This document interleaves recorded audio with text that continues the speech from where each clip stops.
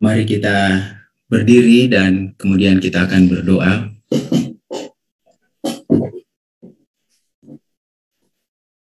Ya Tuhan, sekali lagi kami mengundang kehadiran Roh Suci untuk hadir di dalam hati kami masing-masing, agar apapun yang akan kami dengarkan, apapun yang akan kami sampaikan, semuanya itu adalah atas bimbingan dan tuntunan dari kuasa Roh Suci. Terima kasih karena Engkau menyertai kami di dalam kebaktian kami hari Sabat ini. Di dalam nama Yesus kami berdoa. Amin.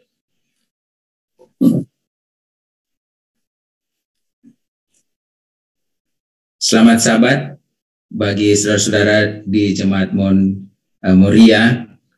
Senang sekali kita bisa bertemu kembali pada hari Sabat ini ya, walaupun masih secara virtual ya. Tadi senang sekali mendengar ketika sebagian besar dari jemaat sudah ada komitmen untuk melakukan ibadah secara offline. Ya, kita berdoa kepada Tuhan, semoga suasana di negara kita ini akan semakin membaik, sehingga pandemi ini bisa kita lalui dengan baik, kita tetap sehat sampai seberapa lama Tuhan izinkan kita hidup di atas dunia.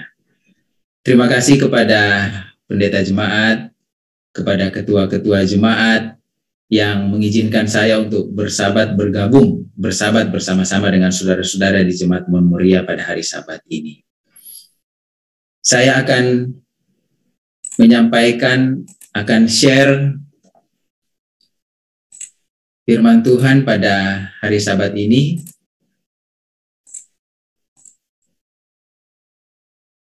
Kita akan belajar prinsip sehat dari Nabi Yunus ya. Ada pelajaran menarik yang sebenarnya kita bisa ambil, yang kita bisa kaitkan dengan kemampuan kita untuk memilih ya. Tadi kita sudah belajar di pelajaran sekolah Sabat anjuran untuk memilih dan pilihlah kehidupan ya, walaupun kuasa memilih itu tetap ada di tangan kita masing-masing, tetapi dianjurkan oleh Tuhan, pilihlah kehidupan. Dan pada hari Sabat ini kita juga akan belajar bagaimana kemampuan memilih kita itu harusnya dilatih, dilakukan, dan kita akan belajar pengalaman dari Nabi Yunus. Kalau dibuat dalam satu pertanyaan, statement bentuk pertanyaan, apa sebenarnya yang sedang kita hadapi saat ini? Apa sebenarnya yang sedang kita hadapi saat ini? Terutama dari sisi kesehatan kita.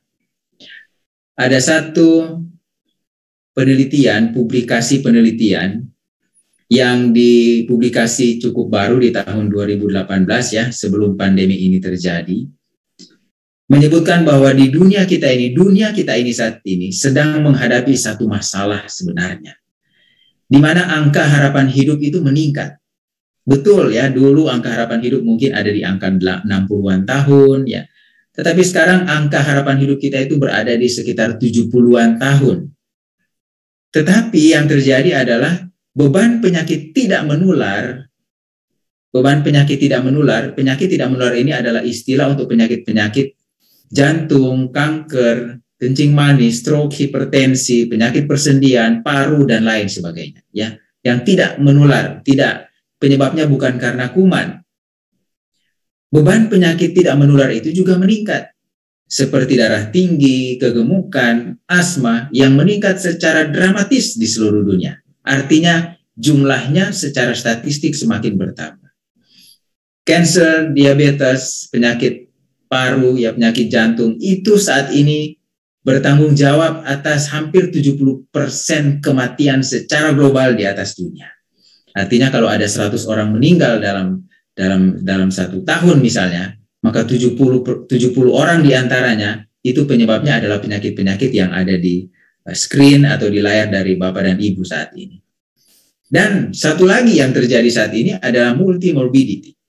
Apa ini multimorbidity ini? Multimorbidity ini adalah seseorang, jadi satu orang, tetapi memiliki 2 atau 3 penyakit tidak menular.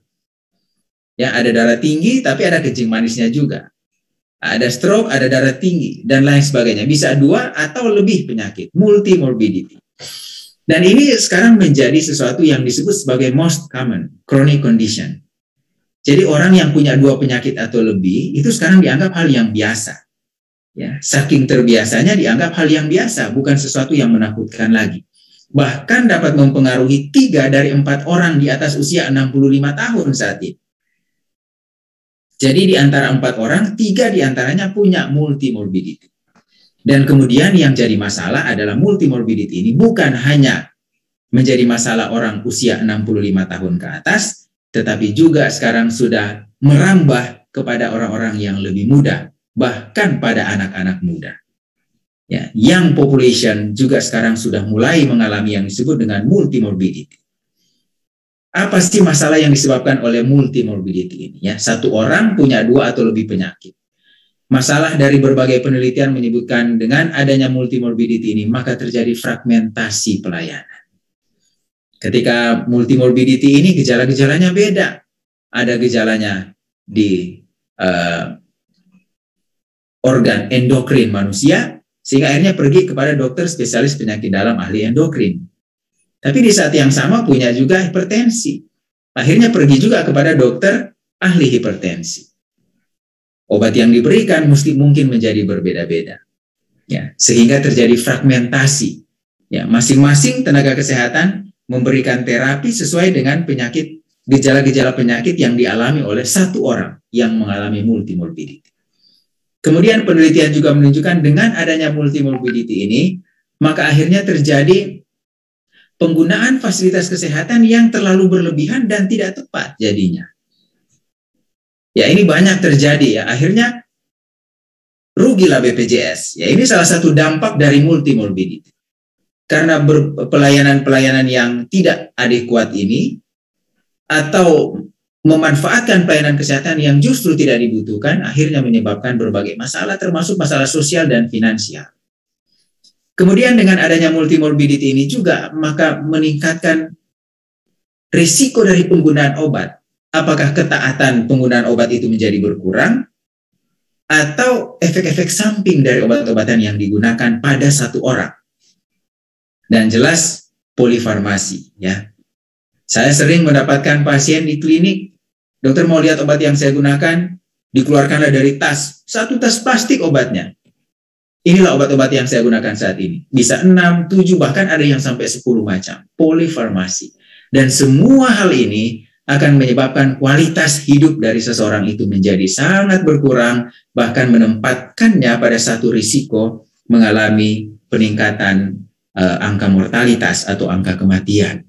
Ya, maksud hati adalah untuk mengobati, tetapi dengan keadaan multimorbidity, fragmentation of care, dan lain sebagainya, polifarmasi dan lain sebagainya, menyebabkan orang itu malah lebih cepat menuju ke liang lahat dibandingkan dengan mendapatkan kesembuhan.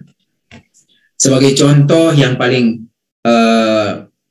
menakutkan, sebenarnya kita takut dengan COVID, tetapi angka kematian karena COVID tidak lebih besar dibandingkan angka kematian karena penyakit jantung koroner. Ya, di mana dari angka ini kita menemukan bahwa setiap 67 detik ada 1 kematian karena penyakit jantung koroner. Bahkan di Indonesia ya, bukan di seluruh dunia. Mungkin kalau digabung dengan seluruh dunia, angka ini akan menjadi semakin berkurang. Mungkin setiap 30 detik. Di Indonesia saja setiap 67 detik itu ada 1 kematian karena penyakit jantung koroner. Ini kan satu hal yang menakutkan, lebih menakutkan sebenarnya dibandingkan dengan kematian karena COVID-19. Tidak heran Dr. Hussein Bajri dalam bukunya Tubuh Anda Adalah Dokter Yang Terbaik mengatakan ketika ilmu kedokteran semakin canggih, jumlah rumah sakit dan dokter semakin banyak, industri farmasi semakin berkembang, tetapi mengapa justru daya tahan tubuh manusia semakin rendah dan orang sehat semakin langka?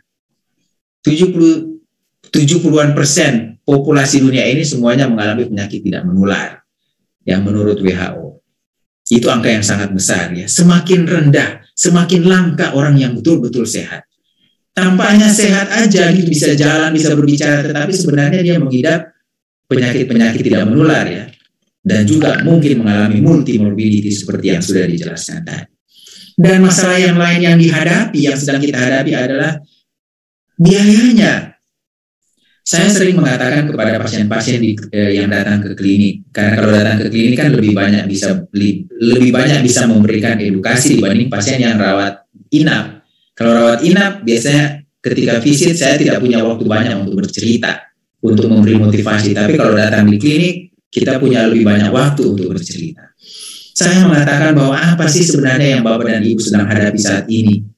Kerja keras, tidak ada waktu olahraga, tidak ada waktu untuk mengatur makanan, tidak ada waktu untuk berjemur, tidak ada waktu untuk mengendalikan stres, tidak ada waktu istirahat yang cukup. Tujuannya buat apa? Kan buat kumpul uang gitu.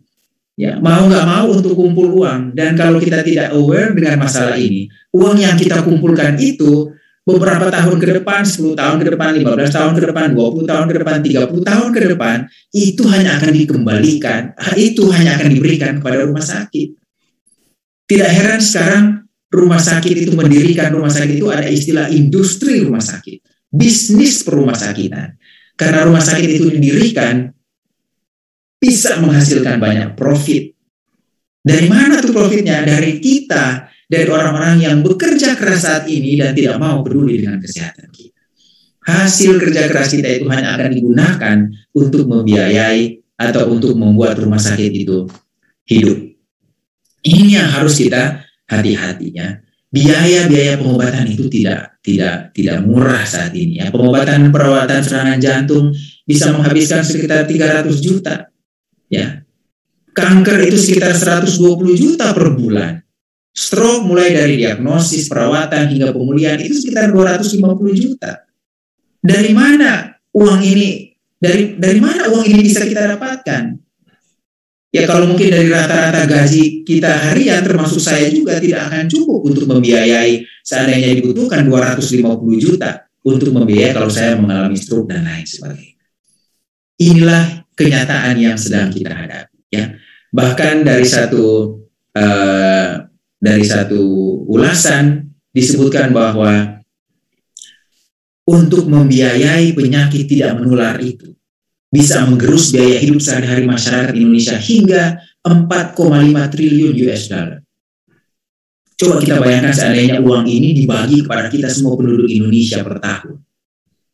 Mungkin kita akan lebih sejahtera asal kita menjaga kesehatan kita. Padahal yang terjadi saat ini, uang segede ini, uang sebesar ini hanya digunakan untuk membiayai, untuk membuat seseorang bisa survive dari penyakit tidak menular.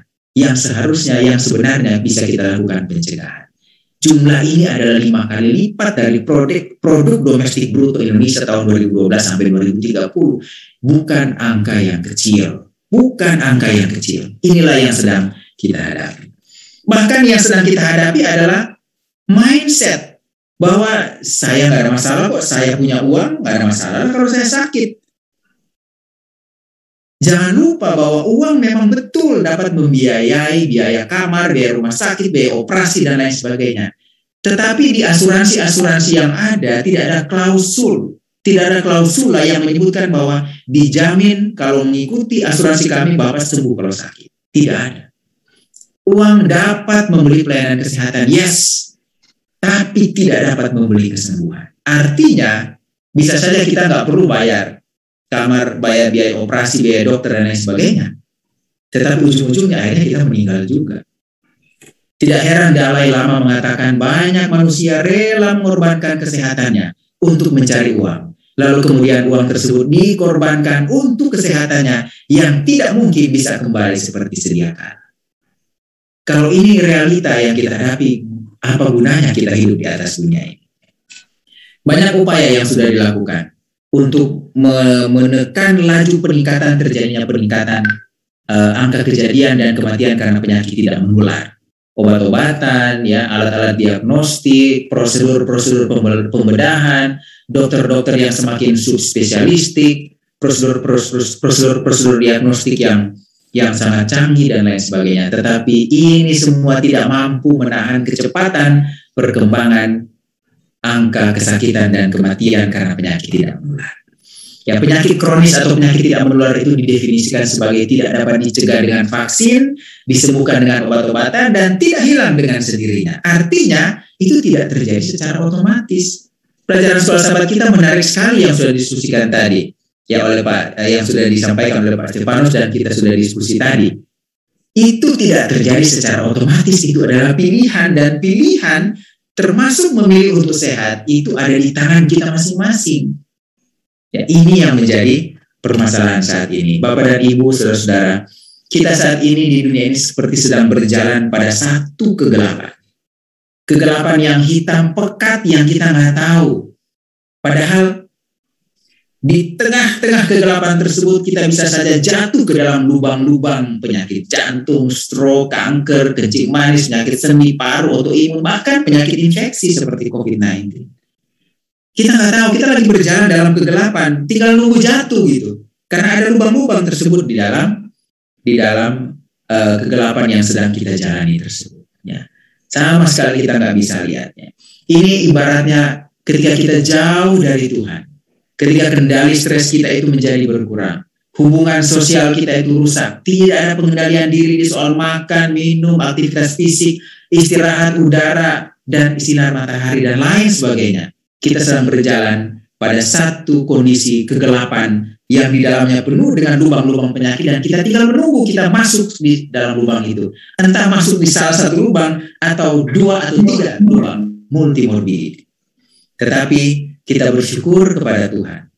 Karena dalam kegelapan yang sedang kita hadapi ini, ada secercah cahaya kehidupan. Ya, saya mengistilahkannya sebagai secercah cahaya kehidupan yang akhirnya bisa menerangi, ya, setitik cahaya pengharapan yang disebut sebagai matahari celebration, matahari new start, matahari hidup sehat. Ya, hidup sehat itu adalah hati yang gembira, manajemen stres, istirahat yang cukup, diet yang seimbang, udara yang bersih, pengendalian diri, sinar matahari yang cukup, energi berolahraga, hubungan sosial yang baik, air jernih yang cukup, dan Tuhan yang terutama. Dengan adanya matahari pengharapan ini, maka kita bisa melihat dengan jelas lubang-lubang stroke, jantung, kanker, DM, penyakit sendi, paru, autoimun, bahkan COVID-19, sehingga kita bisa menghindar. Ya, kita bisa menghindar dari masalah-masalah tersebut. Hati yang gembira, istirahat yang cukup, diet yang seimbang, udara yang bersih, pengendalian diri, sinar matahari yang cukup, energi berolahraga, hubungan sosial yang baik, air jernih yang cukup, dan Tuhan yang terutama. Jelas, dengan adanya ini, maka kita bisa melihat lubang-lubang jebakan penyakit tidak menular, dan kemudian tentu penyakit tidak menular dan penyakit menular seperti COVID-19, dan kemudian kita bisa melangkah untuk menghindarinya. Ya, termasuk infeksi COVID-19 ya yang saat ini sedang kita hadapi. Ya, ini adalah harapan bagi kita semua, bebas dari penyakit tidak menular, bahkan bebas dari penyakit infeksi, ya, termasuk COVID-19 yang saat ini sedang kita hadapi. Sebenarnya hal ini sudah diakui, ya. Salah satunya adalah pernyataan dari salah seorang direktur pencegahan dan pengendalian penyakit tidak menular dari Kemenkes kita, bahwa sebenarnya penyakit-penyakit tidak menular termasuk penyakit jantung itu dapat dicegah dengan healthy lifestyle. Dan dengan melakukan matahari pengharapan tersebut, 10 hukum hidup sehat, maka kita dapat melakukan pencegahan tidak masuk ke dalam lubang-lubang penyakit yang tadi. Tapi banyak orang yang tidak percaya. Justru kalau cuma itu menganggap ini justru kemunduran loh dari teknologi ilmu kedokteran. Apakah hal ini benar? Dr. Abdul Basit Muhammad As-Said mengatakan di dalam bukunya Pola Makan Rasulullah Al-Mahirah 2007, anggapan bahwa itu adalah kemunduran dari ilmu kedokteran mungkin benar kalau ilmu kedokteran modern saat ini telah benar-benar mampu menyembuhkan penyakit, membuat pasien sehat, atau setidaknya meredakan rasa sakit yang diderita oleh para penderita. Tapi kan dalam kenyataannya hal ini tidak benar. Sampai saat ini kita belum bisa, ilmu kedokteran modern belum bisa benar-benar mengatasi masalah yang ada di atas dunia ini. Banyak penyakit, banyak penderitaan, banyak penyakit-penyakit yang tetap dialami bahkan sampai saat ini. Berbagai bukti penelitian sebenarnya sudah menunjukkan bahwa dengan melakukan pola hidup yang sehat, ya, seperti yang ada di layar ini, maka banyak penyakit yang bisa dihindari, termasuk penyakit-penyakit jantung misalnya. Dan bukti ilmiahnya itu sudah sangat kuat, ya, sangat kuat, sangat menarik, dan bahkan saat ini cenderung bertumbuh terus penelitiannya. Ya.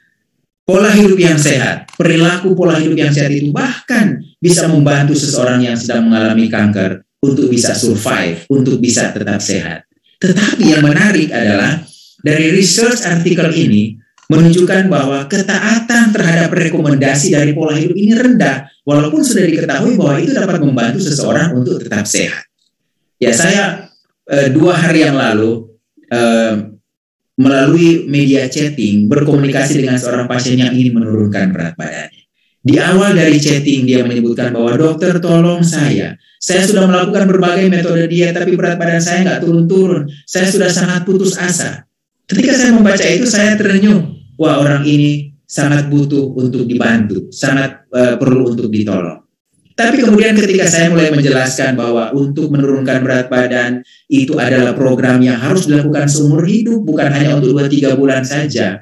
Itu adalah pekerjaan dan perjuangan seumur hidup untuk weight management, menurunkan berat badan. Sehingga metodenya harus dicari metode yang mudah, menarik, menyenangkan, dan lain sebagainya. Kemudian dia membalasnya dengan mengatakan, saya sudah coba sampai saat ini nggak ada metode yang menyenangkan. Karena semua metode mengharuskan saya nggak boleh makan ini, harus mengurangi gula, harus mengurangi tepung, harus mengurangi coklat, dan lain sebagainya.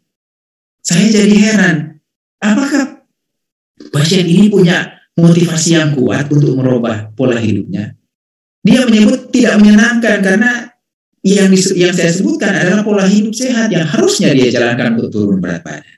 Ya, benarlah apa yang disampaikan oleh penelitian ini bahwa adherence, ya ketaatan terhadap rekomendasi itu memang sangat rendah. Tidak heran Dr. Bruce Hyde mengatakan seperti hal ini.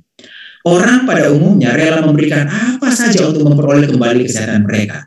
Mereka akan menyerahkan mobil mereka, kapal mereka, pesawat mereka, rumah mereka, apa saja. Beratus-ratus juta mereka akan bayar untuk cari kesehatan. Tapi yang aneh, apa saja mereka berikan kecuali penyebab utamanya, yaitu kebiasaan gaya hidup mereka yang buruk. Inilah salah satu hal yang sedang kita hadapi, yang sangat besar sekali dampaknya di dalam kesehatan kita. Itulah sebabnya kita tidak pernah sehat jadinya, karena kita tidak mau menyerahkan kebiasaan gaya hidup kita yang buruk. Uang kita mau kasih, tetapi nggak mau menyerahkan penyebabnya. Healthy lifestyle atau pola hidup yang sehat itu bukan menghilangkan kesenangan hidup sebenarnya, tetapi justru akan memberikan kita waktu yang lebih panjang untuk menikmati kesenangan hidup. Apa pelajaran yang kita bisa ambil dari Nabi Yunus terkait dengan masalah yang kita sudah pelajari tadi, yang sedang kita hadapi di dunia kita saat ini? Masalah yang sangat besar sebenarnya. Kita belajar sedikit ya, tidak panjang ya, ini hanya 1-2 slide, kita ambil pelajaran dari Nabi Yunus ini. Apa paralelisme antara Nabi Yunus, pengalaman Nabi Yunus dengan pekabaran kesehatan yang harusnya kita adopsi di dalam kehidupan kita? Yang pertama, Nabi Yunus itu sudah mendapatkan instruksi, sudah mendapatkan pedoman.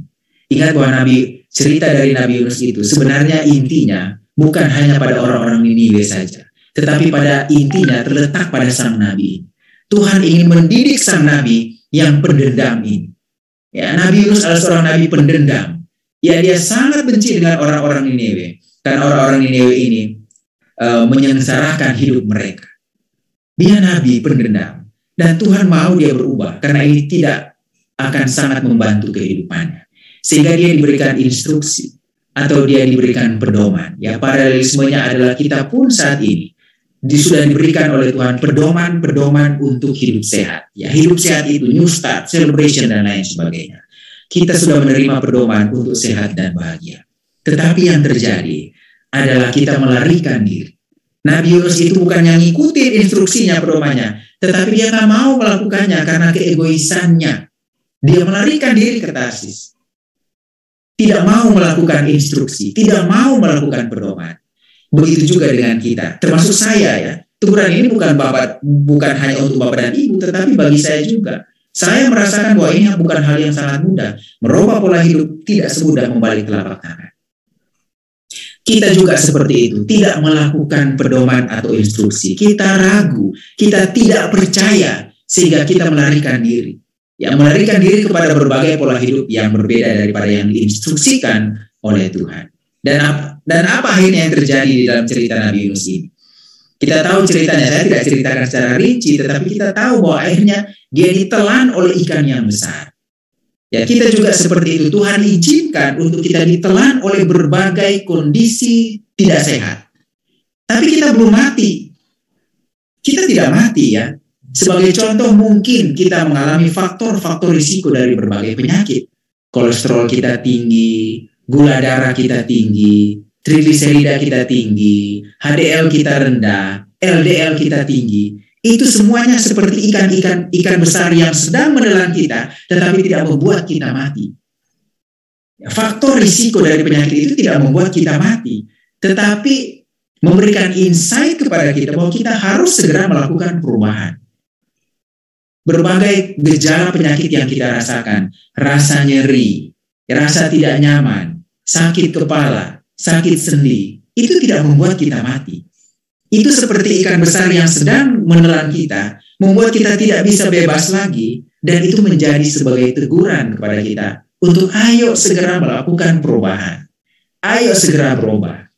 Yunus, Nabi Yunus ini, dalam Yunus 2:2, di dalam perut ikan itu, di dalam keadaan kolesterol yang tinggi, di dalam keadaan trigliserida yang tinggi, gula darah yang tinggi, sakit sendi, sakit-sakit yang lain, akhirnya dia merasa bahwa itu membuatnya susah. Dan dalam kesusahannya itu dia berseru kepada Tuhan. Dari tengah dunia orang mati aku berteriak, dan Tuhan mendengarkan suara kita. Dengan cara memberikan cahaya pengharapan dalam bentuk pola hidup sehat yang harus kita lakukan. Manajemen stres, istirahat yang cukup, diet yang seimbang, udara yang bersih, pengendalian diri, sinar matahari yang cukup, energi berolahraga, hubungan sosial yang baik, air jernih yang cukup, percaya kepada Tuhan. Itu semua adalah obat-obat yang harus kita terima. Kita harus bertobat dengan melakukan kembali semua yang Tuhan inginkan kita lakukan, supaya kemudian kita bisa terlepas dari berbagai penderitaan di atas dunia ini. Amsal 35-8 adalah ayat persautan yang kita sudah baca tadi. Ayat ini menarik bagi saya karena sebenarnya rahasia kesembuhan kita, rahasia kesembuhan, kesehatan umat Tuhan ada di dalam buku Amsal 3 ayat 5-8 ini. Ayat 5-nya mengatakan, ayo percaya kepada Tuhan dengan segenap hatimu dan janganlah bersandar kepada pengertianmu sendiri. Pola hidup sehat itu adalah salah satu metode kesembuhan, metode membuat kita tetap sehat yang dirancang oleh pencipta kita. Mari kita percaya kepada Tuhan. Mari kita mulai mengatur pola hidup kita. Berolahraga, jangan ada alasan saya tidak punya waktu. Jangan ada alasan saya tidak mampu. Karena kita juga bisa dimampukan oleh Tuhan asal kita punya niat yang sangat kuat. Percaya kepada Tuhan, jangan bersandar kepada apa yang saya pikirkan. Ya, ini bersandar kepada pengertian sendiri adalah tantangan yang besar, terutama bagi dokter. Ya, karena yang paling keras kepala di soal kesehatan sebenarnya adalah tenaga kesehatan termasuk dokter, perawat, dan lain sebagainya. Mungkin alasannya karena kita tahu, kita belajar, tetapi ingat bahwa ilmu yang kita miliki adalah ilmu yang hanya debu di pemandangan Tuhan saja. Ayat 6 mengatakan, akuilah dia dalam segala lakumu, maka ia akan meluruskan jalanmu. Setelah kita percaya, ayo kita lakukan. Jangan hanya percaya di bibir, ya. Seperti yang tadi saya tangkap yang dikatakan oleh Pak Stefanus tadi. Hanya di bibir saja kita percaya, ya, tetapi kita tidak melakukannya. Ayat yang ketujuh adalah, jangan anggap kita itu pintar, ya, walaupun kita dokter sekalipun di bidang kesehatan. Jangan anggap diri kita pintar, tetapi kita harus harus takut kepada Tuhan dan menjauhi segala kejahatan. Dan ayat yang ke-8 ditutup dengan satu pengharapan. Kalau kita melakukan hal itu, itulah yang akan membuat kita sehat atau membuat kita sembuh. Di ayat 8 ini adalah unsur aspek kesehatan yang membuat kita tetap sehat dan membuat kita sembuh kalau kita sakit. Inilah dua aspek perlindungan Tuhan. Kadang-kadang di COVID-19 kita kecewa ketika kita mengalami. Saya sudah berdoa, saya sudah melakukan pola hidup sehat, kenapa saya kena COVID-19?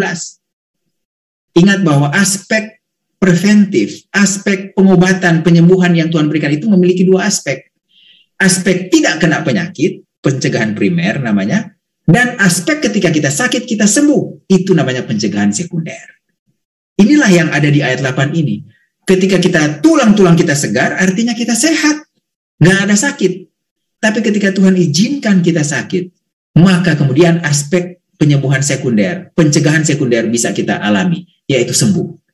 Ayat 8 ini merangkum keduanya, sehat dan kemudian sembuh. Asal kita melakukan apa yang Tuhan mau, percaya kepada Tuhan, jangan bersandar kepada pengertian kita sendiri, akui Dia dalam segala akui artinya kita melakukan apa yang Tuhan instruksikan, pedoman yang Tuhan berikan sebagaimana pedoman yang Tuhan berikan kepada Nabi Yunus. Maka kemudian kita akan mendapatkan kesehatan, kesembuhan selama kita hidup di atas dunia ini. Total healthy lifestyle adalah ketika kita meletakkan keyakinan kita secara penuh kepada Allah. Inilah yang dianjurkan untuk kita lakukan di dalam kehidupan kita.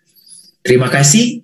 Anjurannya adalah mari kita percaya kepada Tuhan dan tidak bersandar kepada pengertian kita sendiri. Tuhan memberkati kita dan tetap menyertai kita, tetap sehat sampai seberapa lama Tuhan izinkan kita hidup di atas dunia ini. Selamat hari Sabat.